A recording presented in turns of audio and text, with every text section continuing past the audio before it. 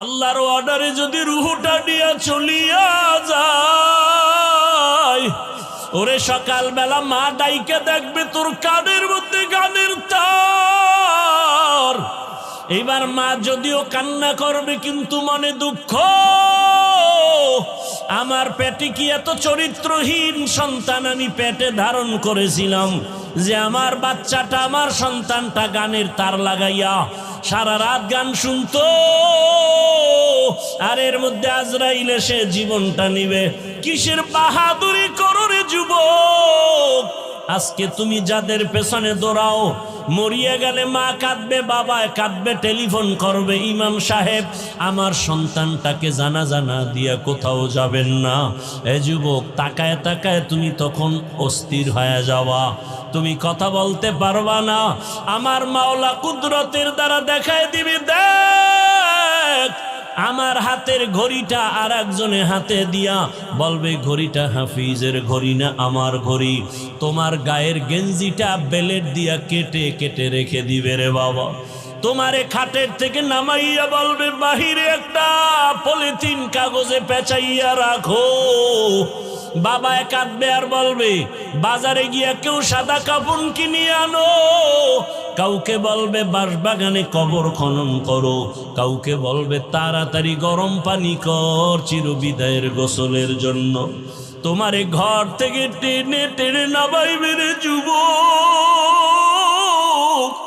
তোমারে গোসল করাইয়া কাফন পরাইয়া খাটে উঠাইয়া যখন জানাজার প্যান্ডেলে নিবে, জানালা দিয়া মা কাঁদবে আর বলবে আমার বাবাকে কই দাও। আমার বাবা আমাকে মা বলিয়া যখন ডাক দিত কলিজা ঠান্ডা হয়ে যাইত।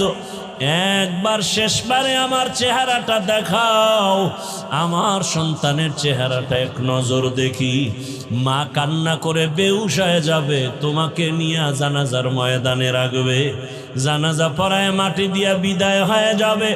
ওই কবরে এখন বাতি নাই, সাথী নাই, কেউ নাই, তুমি আমি একা। দুজন ফেরেশতা প্রশ্ন করার জন্য আসবে, তুমি তো নামাজ ছাড়া যদি কবরে যাও, দাড়িবিহীন যদি কবরে যাও, রহমতের নবী বলেন আমার আল্লাহ রাগ হয়ে যাবেন। আল্লাহ কুদরতের আওয়াজ দিয়ে বলবেন কবরের ফেরেশতা, এই নাফরমানের দুনিয়াতে বহু নিয়ামত দিলাম, এরপর আমার হুকুম মানে নাই, নামাজ নাই, দাড়ি নাই, টুপি নাই, নবীর সুন্নত মানে নাই, আর সুযোগ দেওয়া হবে না। কবরের ভেতরে জাহান্নামের আগুন। আল্লাহ পাক রাগান্বিত হয়ে বলবে কবরের মাটি এই গুনাহগার নাফরমানকে দুই দিক থেকে জোরে জোরে চাপ দাও। এত জোরে চাপ দিবে পাজরের হাড় চুরমার হয়ে যাবে। ও আমার যুবক বাবারা, পায়ে হাত রেখে বলছি এখনো গুনাহ ছাড়ো। দুই ফোঁটা চোখের পানি ছেড়ে আমার আল্লাহকে ডাকো আর ক্ষমা চাও। মাথা নত করে আমার আল্লাহকে বলো, হে দয়ার আল্লাহ, জীবনে তো গুনাহ কম করি না, আজকে থেকে তওবা করে ফেললাম, আর নামাজ ছাড়বো না, দাড়ি কাটবো না, বেপরদায় চলবো না, মা বাবাকে কষ্ট দিব না, ওলামায়ে কেরামের দোয়া পরামর্শ নিয়ে নবীর আদর্শে চলবো। তওবা করো রে বাবা।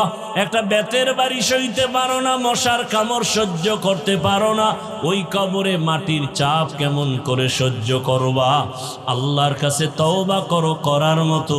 ওয়ানাশহাদু আল্লা ইলাহা ইল্লাল্লাহু ওয়াহদাহু লা শারীকা লাহু لا ضد له ولا ند له ولا مثل له ونشهد أن سيدنا وسندنا وحبيب ربنا وطبيبنا وطبيب قلوبنا